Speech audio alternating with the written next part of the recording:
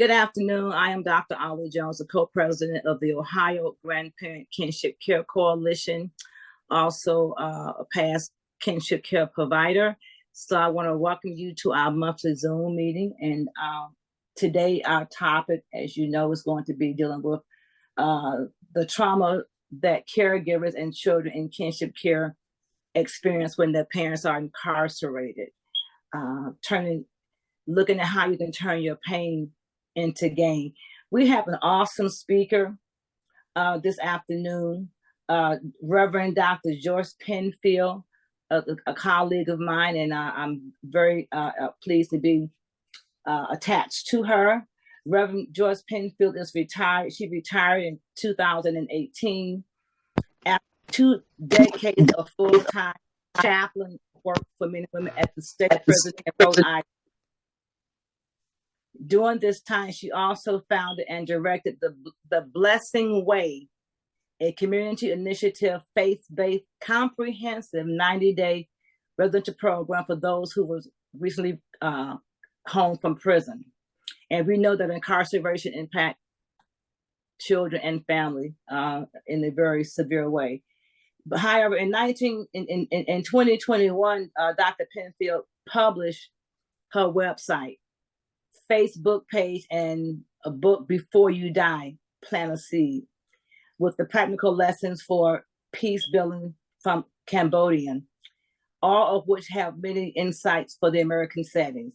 She has served on the board of directors for the Horizon Prison Initiative and chair of the Strategic Planning Committee since 2019. They provide comprehensive, trauma-informed, full-time programs at men's prisons in London, Ohio, or London Correctional, and the major women's prison, ORDC, Marysville. Marysville is one of the largest prisons in the state of Ohio. And since 2022, she has been the co-leader of the Akron Canton chapter for Moms Demand Action for Guns in America, in terms of the impact that guns have in the community. So we're advocating against that. In this capacity, she helped start and run the survival peer group for those traumatized by gun violence. As you know, when someone is killed due to gun violence, it impacts the whole family. So there's a lot of traumatizing that go on within the family. Dr. Penfield recognized that trauma comes in many ways, impacting families and children, from children of incarcerated parents, family members, and the kinship care provider who is caring for the child whose parents is incarcerated or impacted by gun violence, including the loss of life. This presentation will focus on trauma, shame, and management of the silent pain that children, families, and caregivers who have been and continues to be impacted, as well as the gift of resilience that need to be named and drawn upon to turn pain around. I know that's a mouthful, but we know that trauma impacts in so many different ways. And so while she goes through her presentation, I want to encourage you to jot down some ways that you have experienced trauma and how did you handle it, or even the children in your care was impacted by trauma, and how did you deal with that? After her presentation, make sure that your name is in the chat, because Barb is going to be choosing someone and give them a $50 gift card. So make sure that you put your name in the chat so that we have that. So when it is randomly pulled, that you may be one of those, may be the winner this month. Having said all of that, without further ado, I am pleased to introduce Dr. Penfield. I look forward to spending more time with her and learning more from her as we move through the process. It's all in your hands, Dr. Penfield. And thank you for coming. Thank you, Dr. Jones. It's great to have you as a friend and colleague. I'm learning more. We continue to work together out here in the community. Can you hear me okay, everyone? Yes. Yes. It's an honor to be able to know this group, because I was not familiar with this group. So it's wonderful to get to know you. I'd much preferred this to be face-to-face interactive. But if you have questions or comments or something in the chat, I'll try to watch it. I'm not very good at doing two things at once with one eye, but I would appreciate that. And we'll do some question and answers off of the end of it. I'm going to try to keep this to about 30 minutes so we can have a lot of questions, answers. You're muted, Dr. Jones. We'll watch the chat for you. Oh, okay. Thank you. So I want to start with a disclaimer, as nice as Dr. Jones was, and as it may sound like the things that she said don't thread together, but they really do thread together for me. So my disclaimer is that I'm not an expert in trauma research. I read a lot. I write a lot. I've published several books. I come as an anthropologist who studied what makes people do things in their cultural ways. And that started in West Africa. I was married to a Nigerian for my first marriage until he passed away for 10 years, and have 3 children from that marriage that I've raised both in Nigeria and here in the US, which will help you understand that I have an acute sensitivity to racism, structural racism, inequity, and of those things.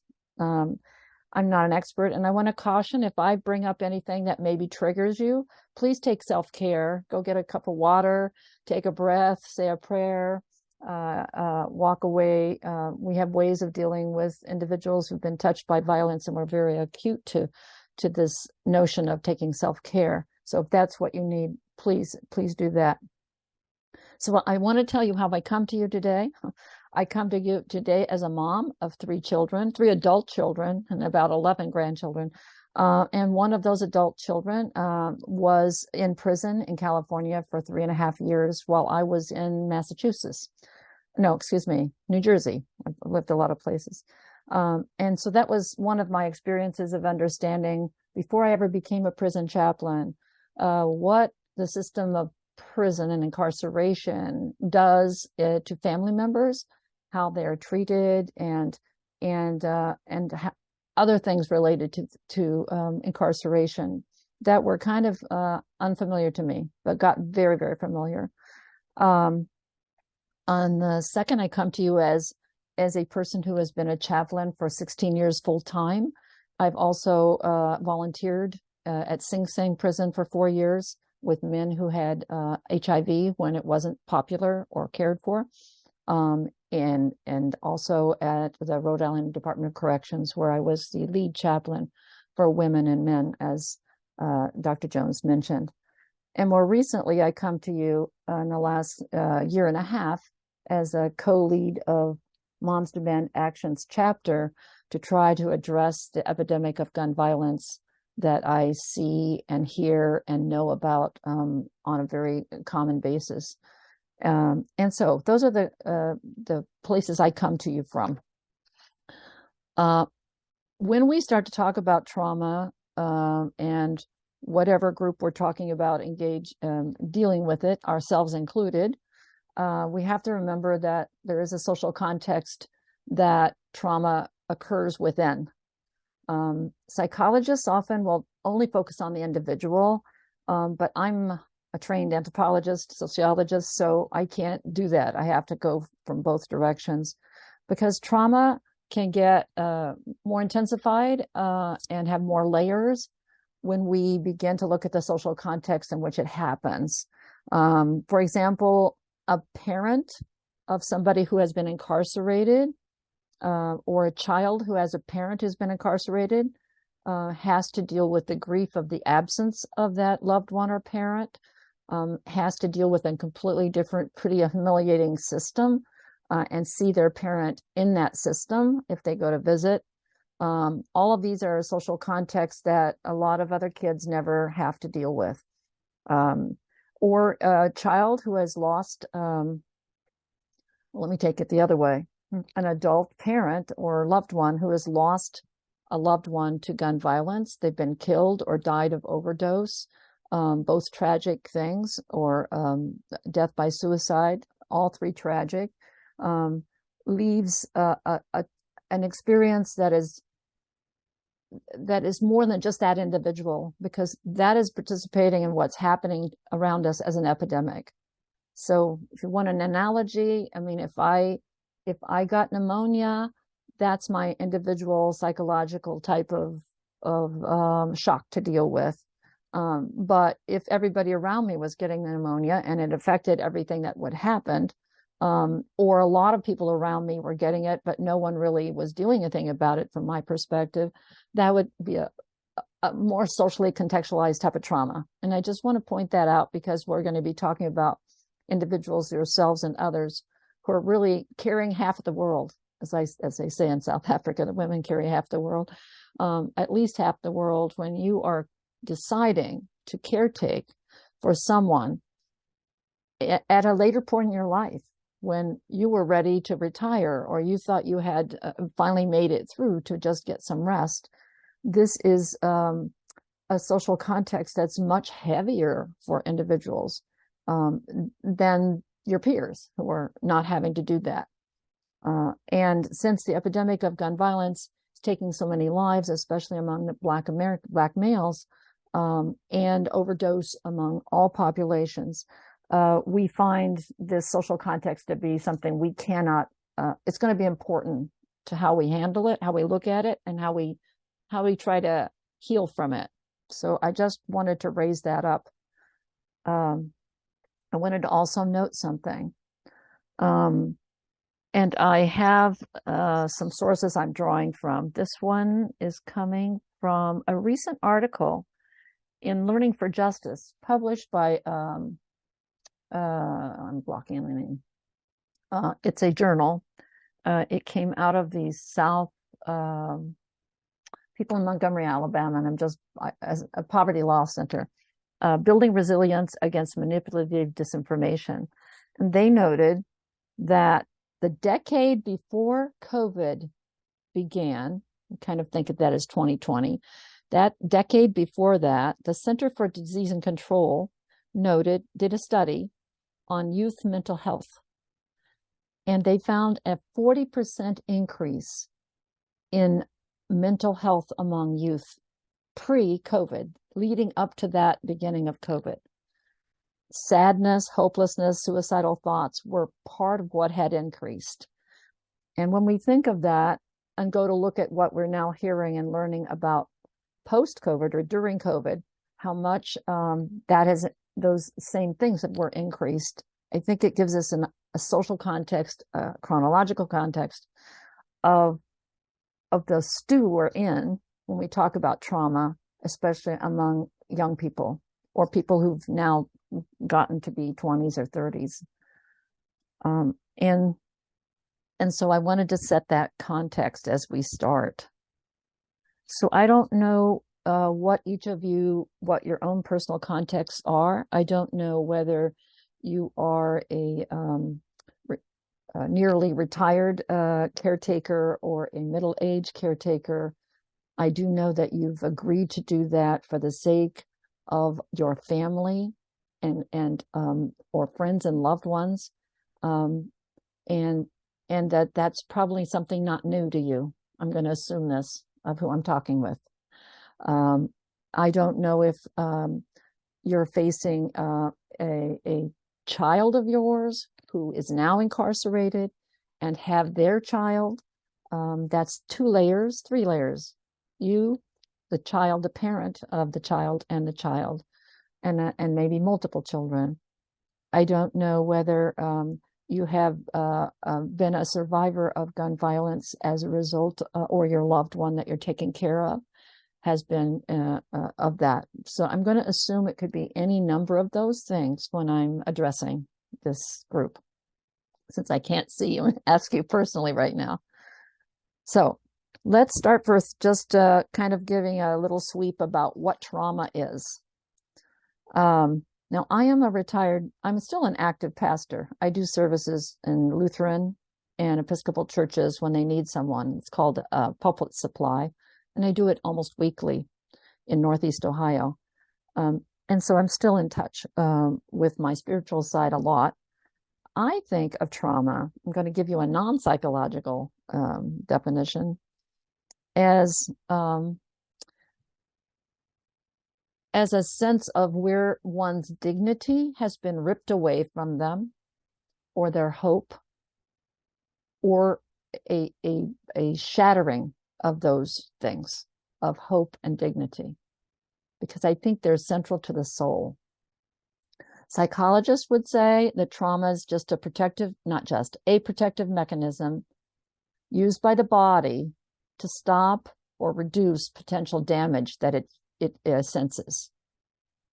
And it's often a tool of survival historically when we were cave people, I guess.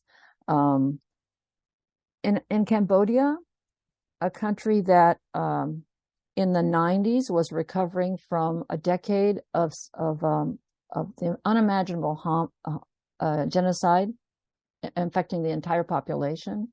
A third of the population ended up dying either at the hands of another of the population or at the hands of starvation when the Khmer Rouge burnt all of the crops as they finally left to another part of the country and got chased out. In that country, trauma is seen as an earthquake of the mind. That's a translation. Because the entire population has been trying to recover from this. And I'll talk about that in a minute. Maybe you'll see parallels. So there's an idea of trauma as we move on. One more definition from this wonderful book that you might want to try to check out. It's called My Grandmother's Hands. My Grandmother's Hands, Racialized Trauma and the Pathway to Mending Our Hearts and Bodies. A very interesting book. In that definition is a wordless story our body tells itself about what's safe and what's a threat. So the other thing to know about trauma is that we don't all respond the same to it, or it isn't always the same impact on us. What might seem a trauma to me might not be a trauma to you. So it's an emotional response to a situation that somebody's in that feels threatened and in danger.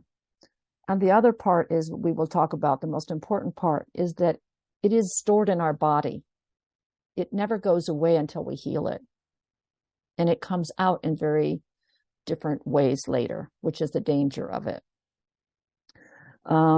And so just briefly, as it's stuck in our body and it gets internalized unconsciously often with us. Some people have called trauma, and then trauma, let's give an example of gun violence. So gun violence, whether it's seen on TV, whether it's witnessed from afar, or whether it's happened to somebody that's personally connected to us, a loved one, or somebody we care about or have compassion for, it ripples out to those who may not have had any direct part to it. And it impacts that relationship as a result. Some would say it's like a rock you throw in a pond that sends ripples out to the side. We know that that trauma has, we could talk about it as affecting a person interpersonally, and give examples, like Dr. Jones was just mentioning, when some child is taken into prison for the first time and enters this strange world, a pretty humiliating and controlled world. No matter how they make it look nice, everyone has to dress in the same clothes, to eat what they are given, hardly any choice except to not eat, to go where they're supposed to go, to not do what they're completely, there are no plants around. When I was a chaplain in women's prison, one of the most human things I could do was bring in Kleenex. So when the women cried for the loss of their child or the whatever had happened that hurt their heart, they didn't have to do it on toilet paper. That may seem trivial, but it's symbolic of how crazy the world of no matter what prison is kept free of among those who have to live there. I'm not talking about the staff who can come and go and have their own office. It's sanitized in some ways. No animals, no children. It's adults are in prison. Talking about adult prison. No plants. You have to put those in paper no candles, no real candles, many things we take for granted. So there are other levels of trauma I just wanted to mention. This gets into a lot of the weeds, but it's important because when we talk about trauma, it's never the same for everybody or the same type sometimes. One trauma is just simply witnessing that horrible event that took place in front of you. You see somebody beaten up and you're watching. That is a trauma for you, for that person or that child. But there's another level of that, they call it secondary. There's another level of that trauma. I call it, I read about called moral injury secondary trauma. And that would be what many of our first responders, especially police, might carry. When they end up replicating that shock and that hurt as part of their job, I'm not talking about the most excessive, but just the basic part. Even a parent, when you spank a child physically, that's still inflicting that harm is still a little bit of a moral injury to the person that's carrying it out. And they carry that away with them and often bury it. Don't think about it. Don't consider it as anything. But it is part of that secondary trauma. And then I want to note compassion, what I call compassion trauma. I haven't seen it called that, but I will call it that. Compassion trauma, I would like to alert those of you who are caretakers too, because I bet you've had it. I encountered it in Cambodia. I'll give you an example and maybe we could then jump to your own reflections. But walking down the street one day in a pretty technological city, lots of internet and motorcycles and cars and three lanes of traffic, two one way and one another way. In front of a store was a woman lying on the sidewalk, passed out, with a man in pretty soiled clothes, dress, and a man kind of holding her head. She was in the middle of the sun. It was like 90 degrees. It was like noon. And everybody walked by, and she was right in the middle of the sidewalk. They walked right by her, and so did I. And then I said, wait a minute, I'm a person of faith. I can't do this. So I walked back and tried to find out the cause. And I know a lot about recovery. So I knew that when I could not speak Khmer enough, I was studying it, but I did not have enough conversation to get information. But I knew she was in danger. She was in danger because she was alcoholic. When I saw and bent down and tried to find out from the gentleman with her, he was putting his hands shaking like tremors. And I knew from my work in prisons and outside with people in recovery that tremors were a sign of near death. They can kill you. She needed to get to some place that could detox her. And she's out in the middle of the sun and everybody's passing by. So I went on high alert. Maybe you've had a situation where you went on high alert. I could not yet speak the language. The English that I used with the drivers that all stood by and watched me. They all stood. There were drivers of taxis, local taxis. I went up to them. I appealed for help. They spoke enough English to understand me. When I told them I wanted them to help me pick her up to take her to a hospital, they turned away and went back to their cars and stood by them, and they wouldn't help me. I went everywhere. I called anyone I knew. Nobody answered. I tried. I could not solve this problem. I could not do it. I did not have the tools I needed. I couldn't get to those tools. And I didn't realize and I had to walk away. I went back to my hostel and called again the people in the hostel that would drive me around. And when they came back, they took me back to the place where the woman was to assist me, but she was gone. And I don't know what happened to her, but she was near death. I felt responsible for doing something. I tried. I didn't have the tools.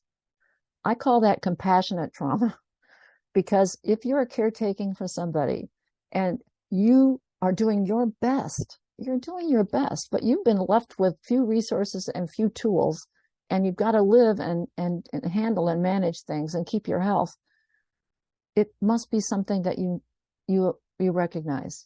I'm sure you do.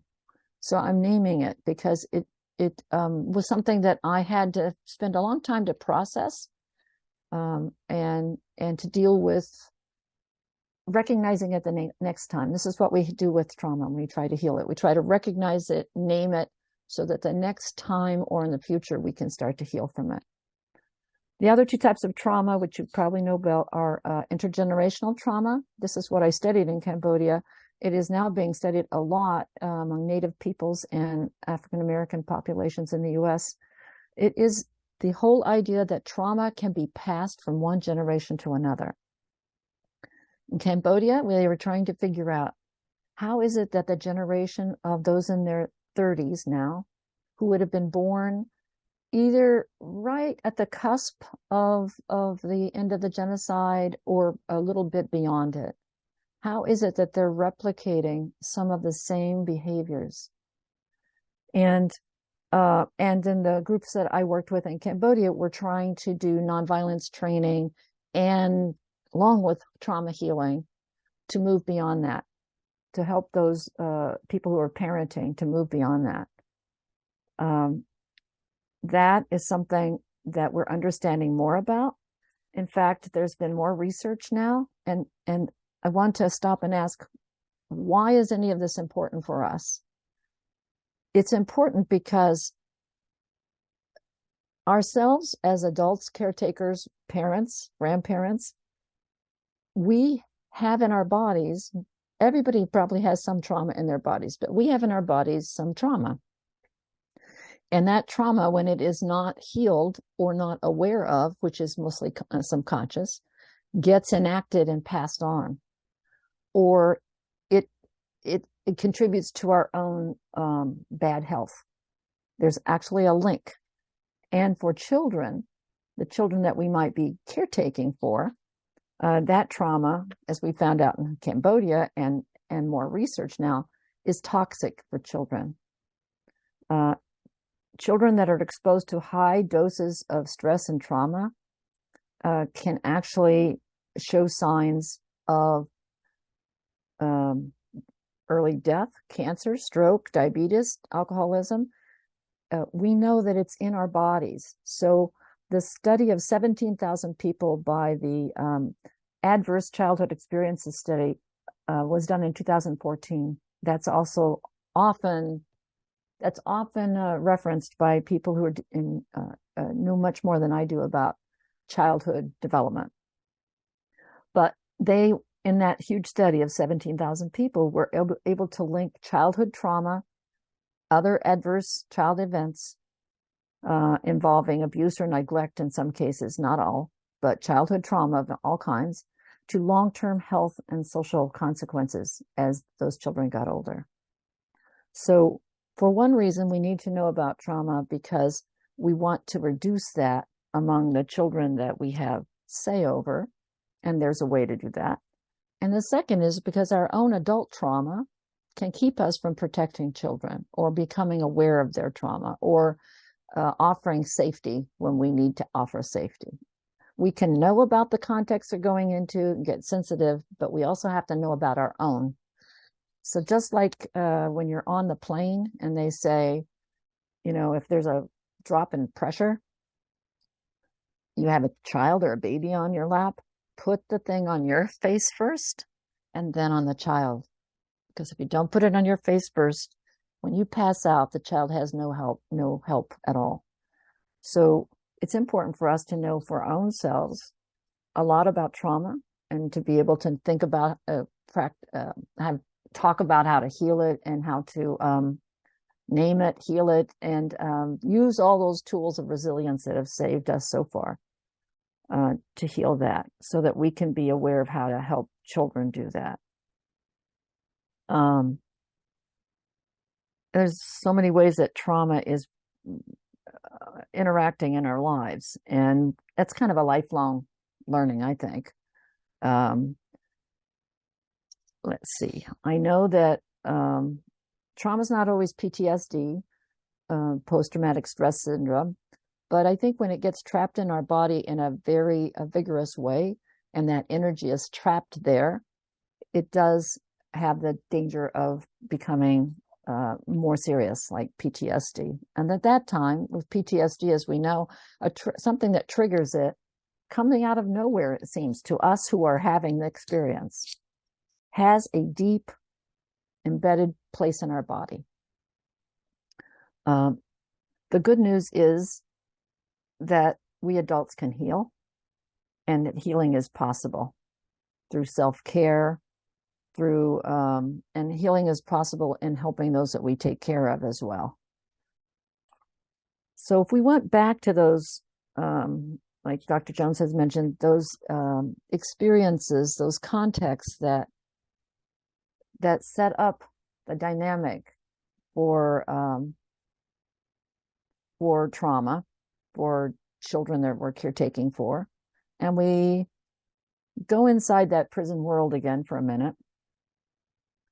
I don't know where to begin, because I lived this so much by being a chaplain and present to both men and women. But I want to mention a few of the things that kind of stick out, and maybe that voice of those inside will be presented, even though they can't be here. So getting as a caretaker, if you're a child you're caretaking for, or teenager, youth, whoever, wants to have contact with their parent, which I hope that's true, or their loved one, they have to be brought by an adult. They can't visit on their own unless they're 19 or above. They can't get a visitor's permit. They will have to come with you or another adult. What often happened in the women's prison when I was there is that the caretaker for the child was a social worker in this case, or the parent or the caretaker couldn't bring them, so the social worker did. I don't know what the situation was, but I can't tell you how many cases in which that social worker either didn't get the visiting permit corrected, or the prison shut down that time and never told anybody. Never had time to call, or the social worker inside didn't call. And the adult with the child showed up on the premises facing a brick wall, a very hostile brick wall, and no ability to go inside. Because when there's a lockdown, nobody's coming in. Even I got shushed out of the place sometimes. And so this unpredictable stuff of sometimes it would take an hour to get there, an hour for that adult to bring them there. And sometimes the prison knew there was a lockdown or a special day when nobody could come in, but didn't care about calling or do. Many times I was asked by an inmate of mine, a resident there, Reverend, they're on their way, or they're going to come, and I got disciplined today, so I can't tell them that because when you get disciplined as a person inside, and it could be you just gave a gift, you gave something to another inmate. If you give something to another inmate to help them, I don't care what it is. It could be, I don't know, a comb, and they write you up. You're put in no visits for 3 days in another room, dorm room with other women, or in cases of men. And you can't have any phone calls, any visits, any contact with anybody, or eat with other people. You do everything with that dorm room you're in, that bunk room. So when that happens, there would be no way to inform anybody by getting a call outside that why you can't see the child. So here comes a child with the adult. The adult doesn't know. The child doesn't know. And this is traumatic, because the child has built up an hour or two in transit. It's traumatic for the person bringing them in. These are the kinds of, the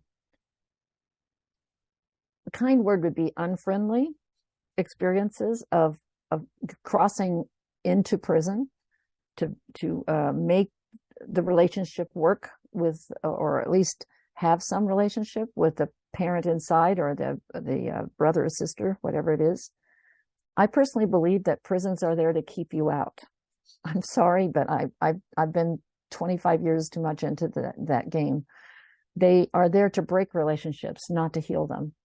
So for a caretaker, it's going to take a lot of resilience to understand that, and to understand that potential for trauma for the child in so many ways, that's not your making.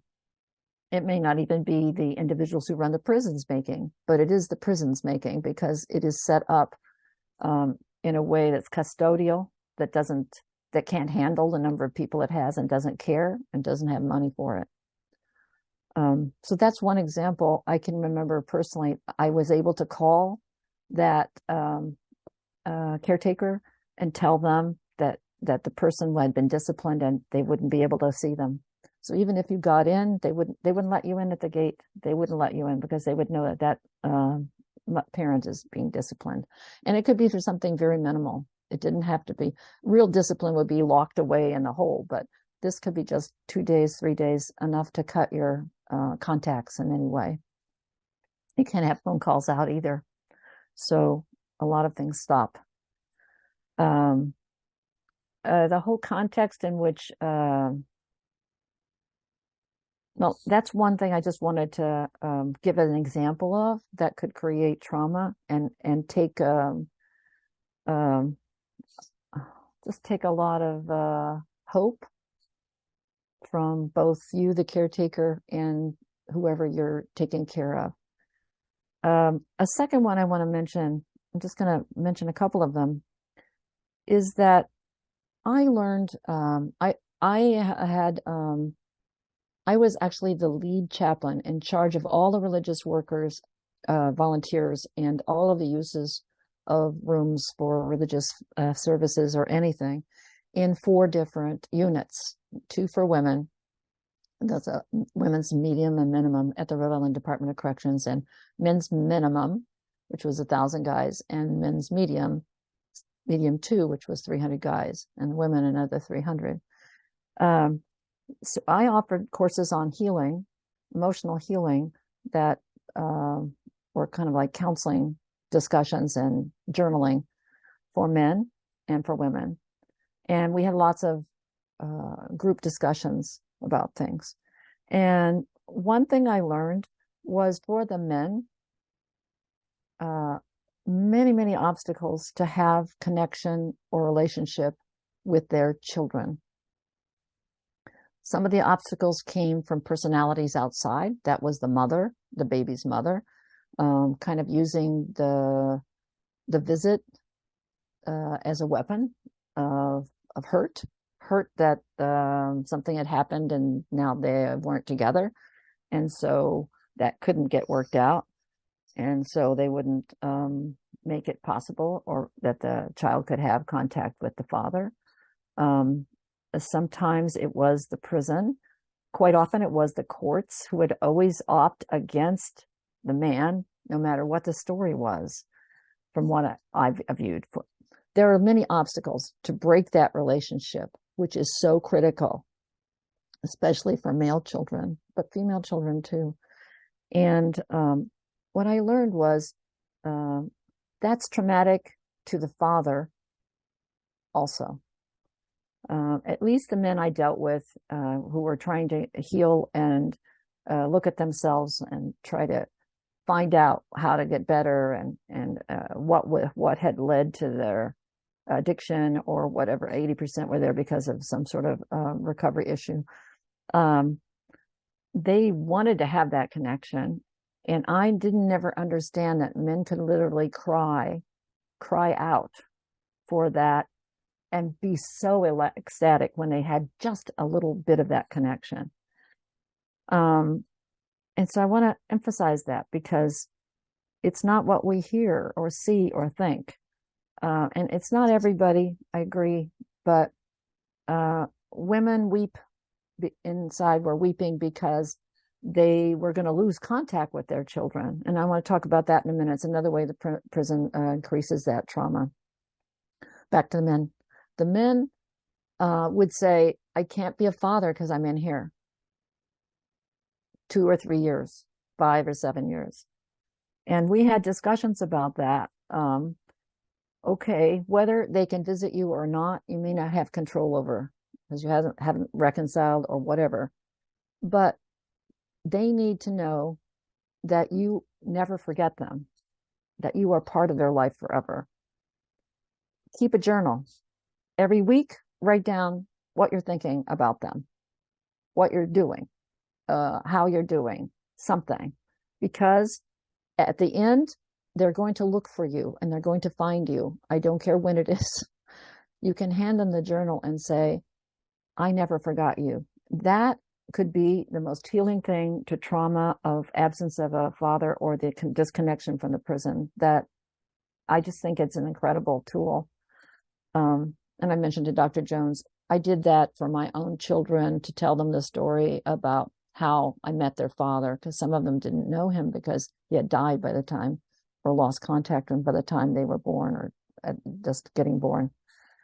So I'm just mentioning some other factors that are critical to caretaking of children that interact with the prison walls, kind of trying to separate them and barricade, and both sides needing to try to find ways to get through that. For women in prison, almost everything of their world was children. Some of them had children taken away from them before they could get sober or get their life together. Christmas is the most painful time in the world for people who are incarcerated, from my perspective. It's the most painful time because it's a time they remember that they don't have their loved ones, their children especially, sometimes maybe forever. The prison would move. If you did not have probably you know this better than me, if you did not have a family member to step in and caretake, the prison would move within 6 months. Social workers would start showing up. They would be making, and they would see that the woman got at least a 2 or 3 year bid in prison. They would start moving to try to move to take the child away, to get her to sign open adoption or something, total adoption. And maybe that was the best for the child, but I saw it happen repeatedly. And it was, to me, a tragic thing.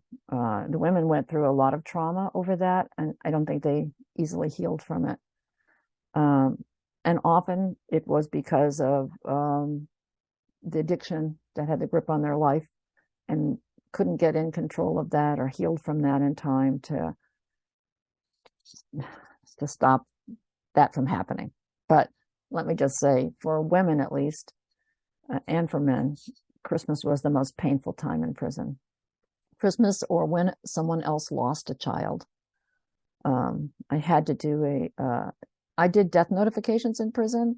That was my job, that when some family member died outside, I got the call and I had to go and tell the person in prison residing there that their loved one had died.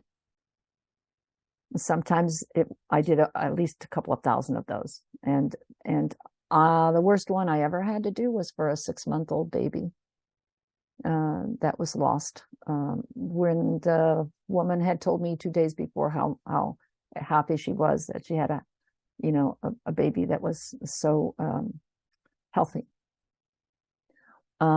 These are elements of trauma that are difficult to deal with and heal from in prison because often there's no support.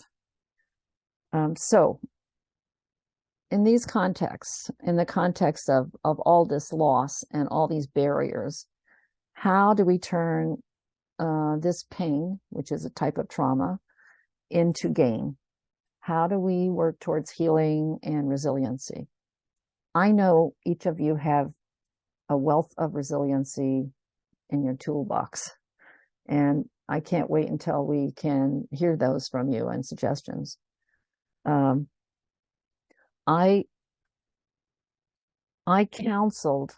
I want to mention also that when we talk about trauma, there is an overlapping part of this, and it's also speaking loudly, and it's grief.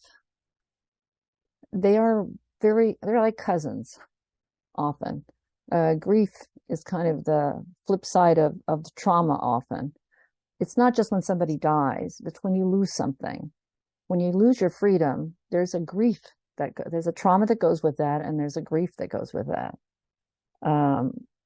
When someone refuses to talk to you because of something you did, a choice you made in your life, or who you are, there's a grief, a loss there, a loss and a grief.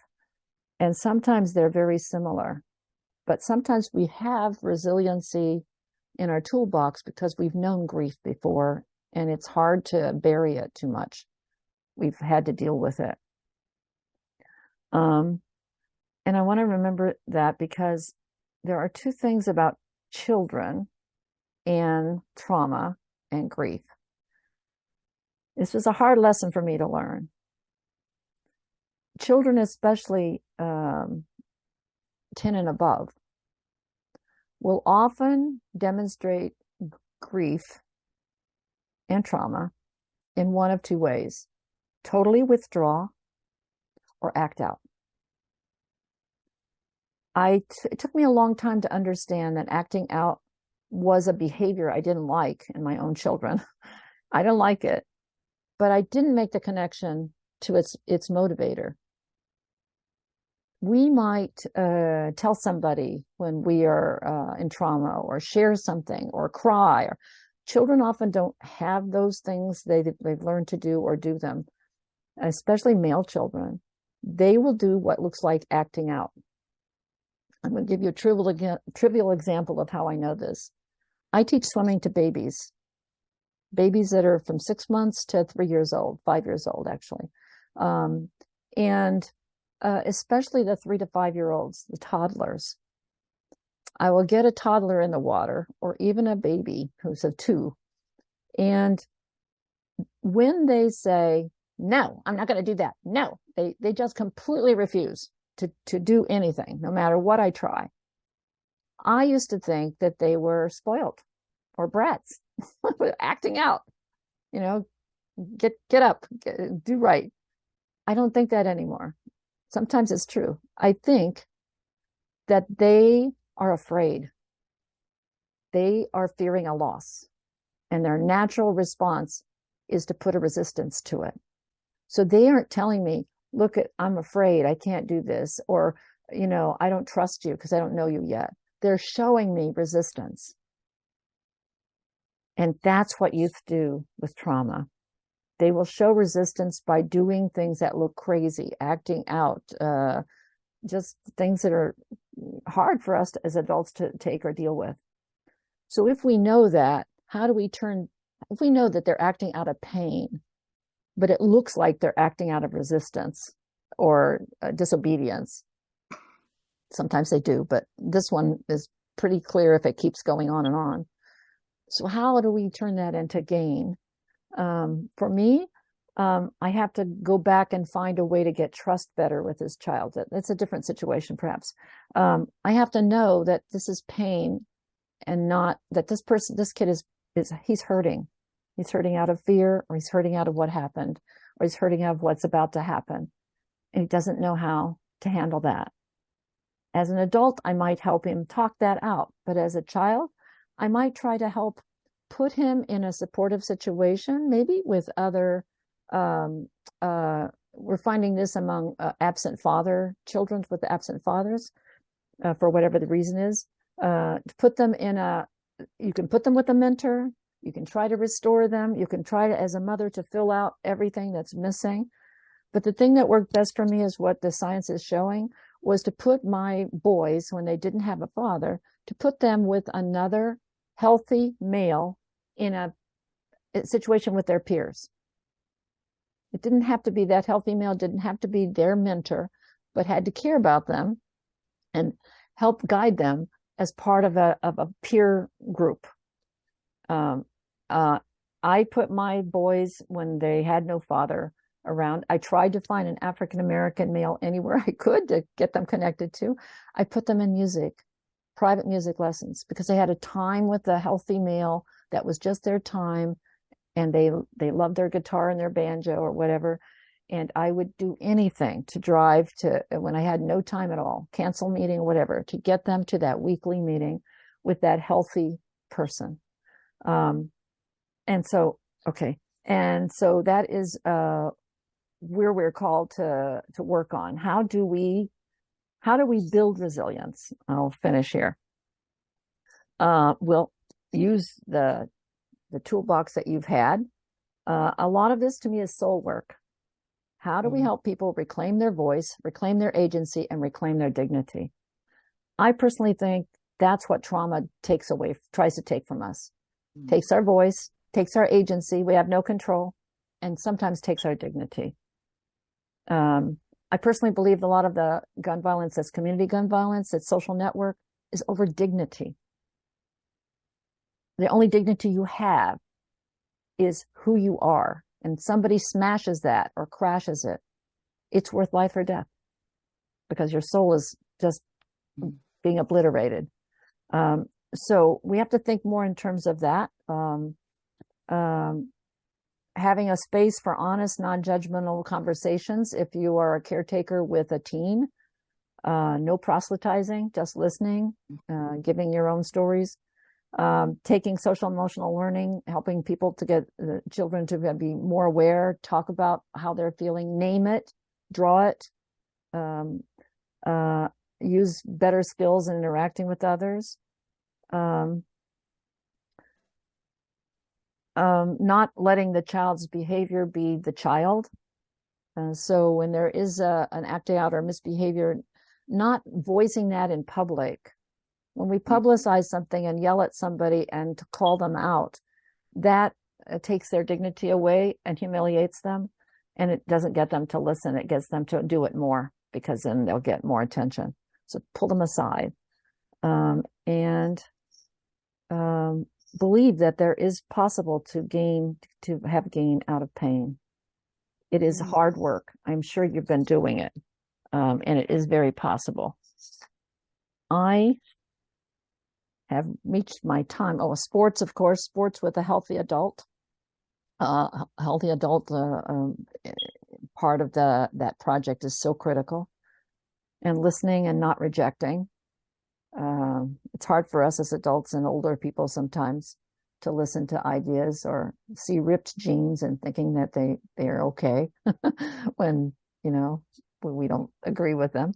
But that part. Okay, I've done a lot of talking. I would like to close with a prayer before we do any questions and answers, okay? Is that okay, Dr. Jones? Sure, most definitely.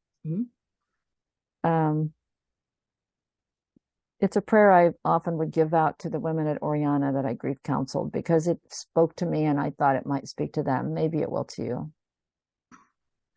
God, listen to my prayer. Hear me in my hour of need. I'm overwhelmed by my troubles and terrified by my thoughts sometimes. Guide my feet on your path. Don't let me stop or falter. Teach me how powerful your love is. Hide me in the shadow of your wings. Cover me with your mercy. Rock me to sleep in the dark, and let me awake to see nothing but the light of your face. Amen. Amen. Thank you so much.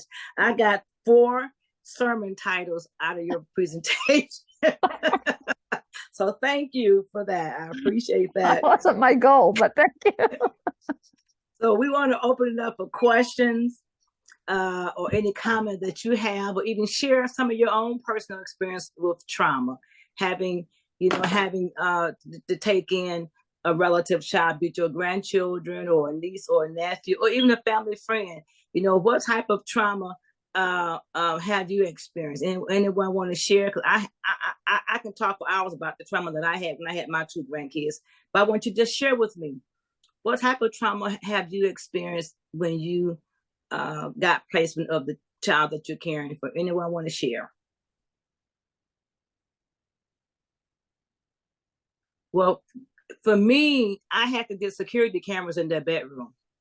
I had to watch their movements, because I didn't know what they was going to do when I go to bed or when they went to their room. So I had to put security cameras around so I could watch them throughout the house, because that's just how traumatized they were in terms of making the adjustment from the parents, and just being very angry with some of the things that they had experienced. how my house was destroyed, bathrooms destroyed, stuff put in the toilet, and those kind of things. So that was their way of acting out because they couldn't voice how they were feeling. And so that trauma pushes them to act out what they can't say, and then to look at what type of counseling or play therapy you can get that child in that will help them to begin to reconcile some of the things that they have experienced. So that's just a little piece of what I went through having my two grandchildren. At the time, it was 3 and 4 in my home. Anyone else want to talk about your trauma and how you have dealt with some trauma having children in your home? And Dr. Jones, I just want to mention, I'm just looking at some of them. It may be that some individuals haven't had the time or the luxury in their life to even understand their own trauma. And just raising this issue is a new step in that way, because some people have been givers all their life and just keep going on, right? Keep making it forward without a chance to understand maybe a point in their life, or lots of points in which a really traumatic event might be motivating their choices now. Because sometimes it takes a long time to find those things. But on that, yes, you're correct. What trauma did your grandchild or niece, that child go through coming into your home? Even share from that child's, what did you see in the children that was placed in your home? Come on, folks, talk to us.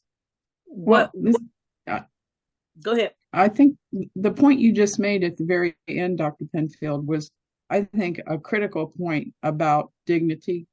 People losing dignity, feeling that there is no dignity, their self-worth.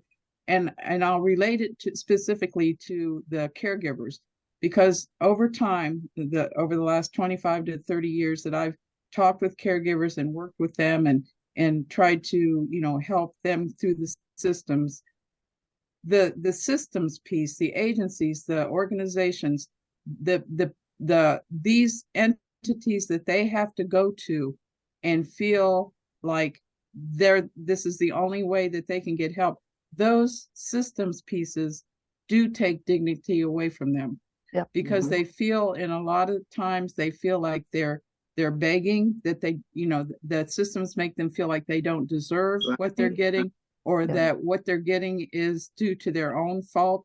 The issues with the adult children is their fault, so there's a lot of guilt there, and there's just a series of emotions that they carry through this whole process of taking on this child or children that they've stepped up to help, but then there's nobody there to help them. And that's where that dignity and self-worth comes in, that a lot of them have, worked all their lives. They've made it on their own. They've not had to reach out and ask for help. And when they do, they get this feeling of being less than, and not deserving. And the child is not deserving. And that's something I think we as advocates have to work with these entities that are there to help them understand that you need to work on how you address and how you deal with these issues with caregivers or anybody coming to your door asking for help, that this is the very last thing they want to have to do. Yes, and they are really the saviors. I mean, right? You are the saviors. You reminded me in prison. The philosophy in prison, and again, I was there for 16 years. I had to interact with a lot of the individuals. I'm not faulting anybody, but the whole idea was, from the correctional officer's perspective, kind of like it was their job to punish people. And my friend said, no, taking your freedom in our free society, taking your freedom is the punishment. That is not their job to punish anyway. Their job is to care for people.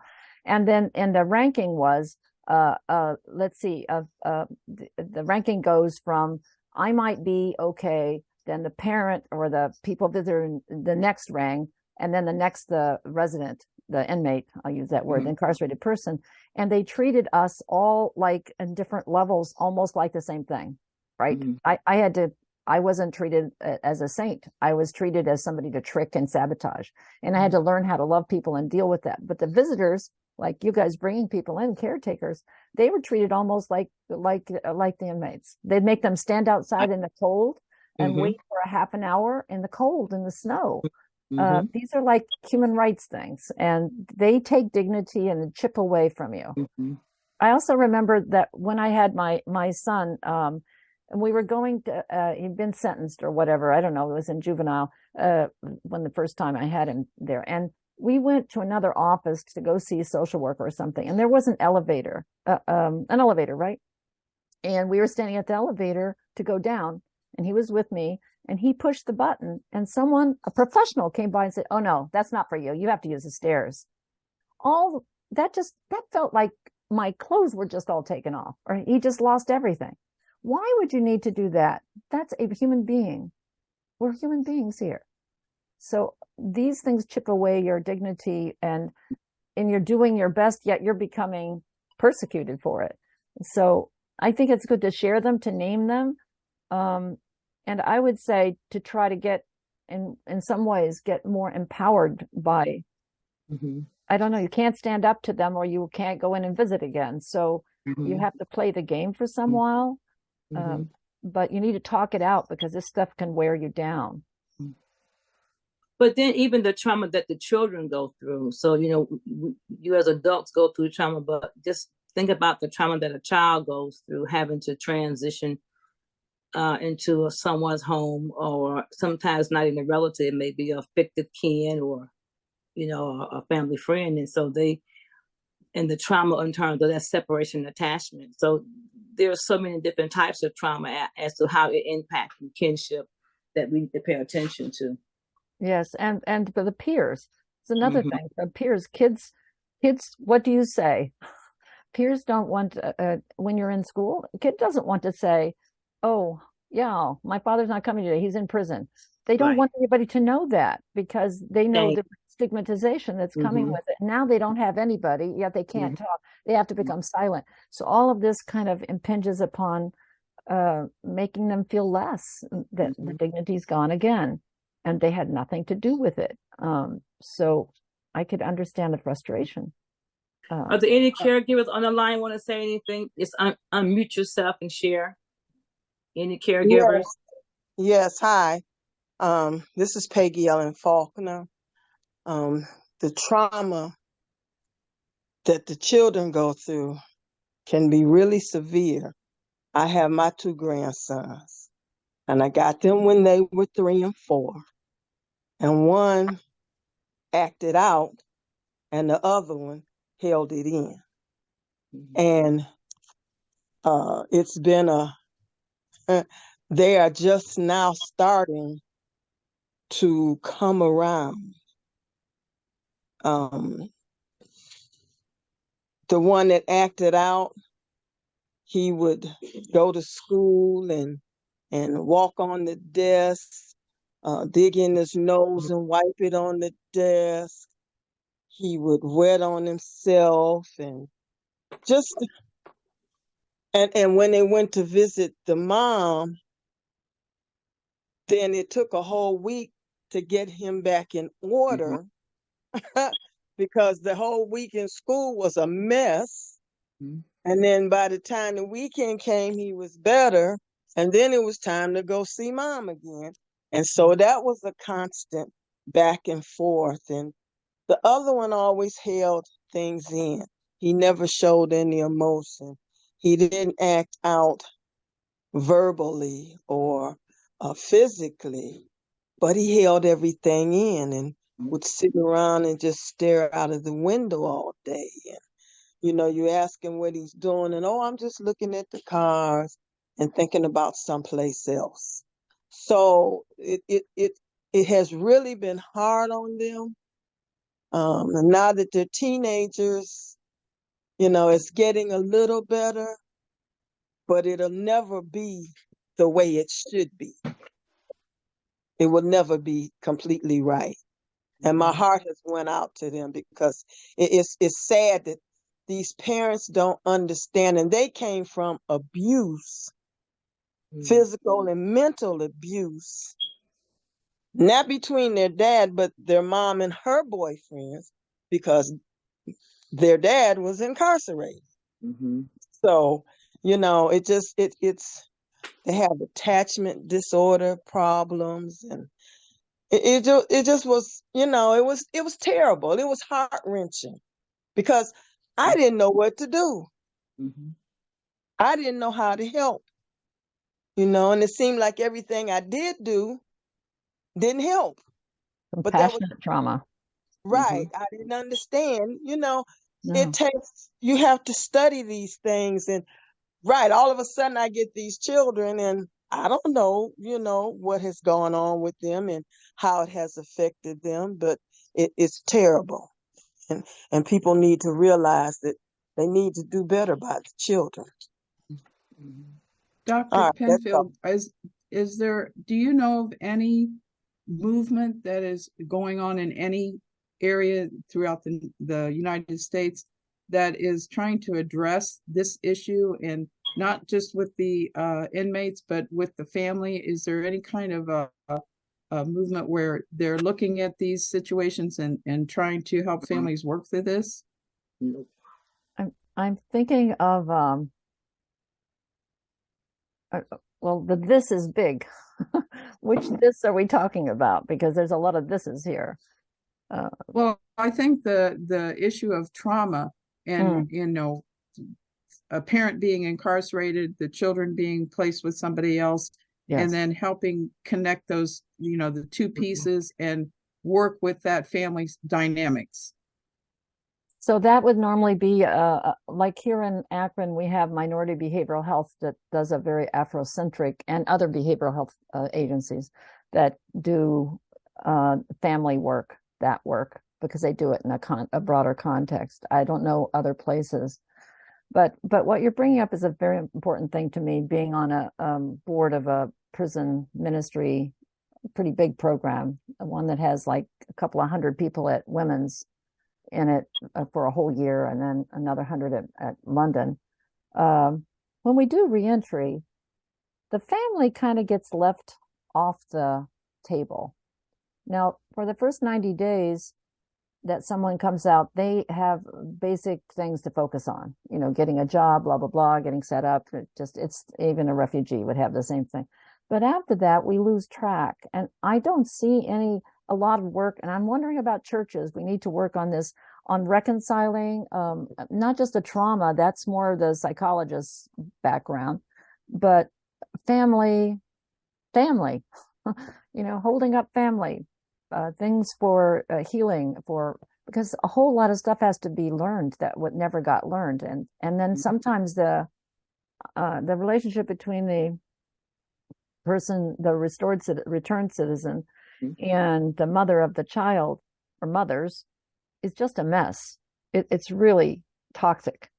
I counsel people at Citizen Circle once a month, and they're people who we want to keep from going back to prison because they have lost a job, and often I just hear the guys coming in and they're in a quandary. Their whole life is they don't know where to go with it.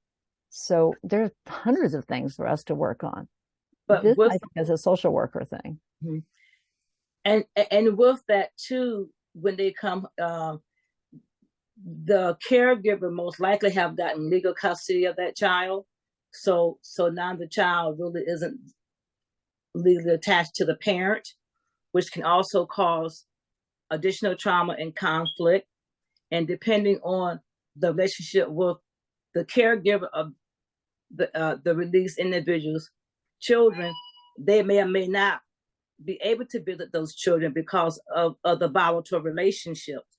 So it goes even deeper in terms of, you spend 3 years incarcerated, you come home, you want to see your child, but you don't get along with the caregiver. And so you give her hassle and conflict. And so now she's getting the law involved again. Now there's an order where you can't visit the child. So it kind of goes into that revolving circle in terms of how do you mend broken relationships due to incarcerations and some other things, so it's deeper than even what we've been talking about here today. I think the hope is maybe okay, there's counseling and so forth when there's really severe things happening, right? But I think for the healthy part, just thinking of how to step forward to provide a healthy pathway for these children, and their caretakers and stuff. We have to go back to the idea. I still like the Boys and Girls Club or the sports or whatever that has somebody from the community who's healthy and dedicated and trauma informed, trained to understand that the children he's 2 or 3, the children that he has in that pathway, or his actions are really important, and not to neglect that child, but be part of it. So there'd be a healthy context for peer development, for learning what, especially males, what are the best decisions to make and guidance, females. This isn't that complicated for us to do if we really are and we could get the churches to understand the importance of this, because this is our future. These children are hurting.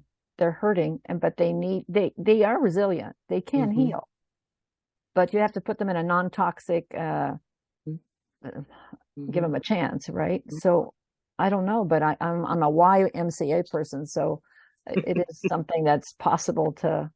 I try to, do whatever I can in swimming to create that atmosphere. So as you can see, we could go on and talk about trauma and what needs to happen. And I think we need to continue to have ongoing dialogue about how we can tackle it and bring some solidarity and some healing, to those that is impact. I want to thank you for your expertise and your information that you share to those about trauma. And I'm sure it's something that we will revisit down the road, because, you can't do but so much in an hour. However, I want to turn it over to Barb at this time because we have about 8 minutes left. And so she's going to do the drawing. And I want to share with the caregivers, please reach out to us if you're experiencing any type of trauma and you don't know who to connect with. Let us help you connect to somebody that you need. We're here for you as a coalition, and thank you for being here. And invite other folks to come to our next Zoom meeting. And turn it over to Barb. Okay, thanks, Dr. Jones, and thank you, Dr. Penfield, for a lot of your insights and your work within the prison system, and having an understanding of what's going on behind the bars as well as on the outside of the bars, because they both have an impact on families. So I think that's a piece that we have not explored, but I appreciate that, and we appreciate you giving some insight. And like Dr. Jones said, we'll continue to bring hopefully experts and people who are knowledgeable about trauma issues for families. We've done Children's Hospital. We've done some of the other agencies that provide services, and we'll continue to try to bring those to inform families of what they can do and how they can reach out to address some of these issues with the children and the family as a whole. The other thing I want to bring attention to is our November 15th meeting, next month's meeting, Zoom meeting, is going to be on cybersecurity. It'll be how to help everybody who deals with social media, anything with the internet, anything like that, on how to be really safe, especially the kids, but all of us, I think, need to know how to be safe when we're dealing in that area of the internet and social media. And so we're going to have an expert on cybersecurity speaking at the November 15th meeting next month. And today, our selected caregiver is Kimberly Groves. Miss Groves, you've been selected to get the $50 gift card. I will contact you through your email to get information to get it to you. And I thank you and all the other caregivers and all the other participants for being on the Zoom call today. I think it was a good topic to get into, and hopefully we can maybe continue to expand on it in the future. Thank you, Dr. Penfield, and any other comments or closing? I just want to say to the caregivers, invite somebody, tell at least 5 people that you know about our monthly Zoom meetings. So let's get more caregivers here who really need to have the information. So let's get the word out so that we can be more impactful because we all have been kinship care providers at one point in our lives. So it's important that we reach out to those. So thank you for your time, for your service. I don't have anything else, Barb. I just want to thank everybody, and especially this Dr. Jones's work and Barbara's work, and all of you for your true warriors for peace, for the sake of the children and the teams. So thank you for your unselfish service. Let me say this about Dr. Penfield before we leave, because we sit on several committees together. We sit on the Criminal Justice Committee. We sit on the No Death Penalty Committee, where we are fighting to abolish the death penalty here in the state of Ohio. And so we do have an opportunity to work together in some capacity. So I really appreciate your expertise and look forward to learning more from you. Thank you so much, and have a great rest of the weekend. We'll see you next month. Thank you. I really appreciate you.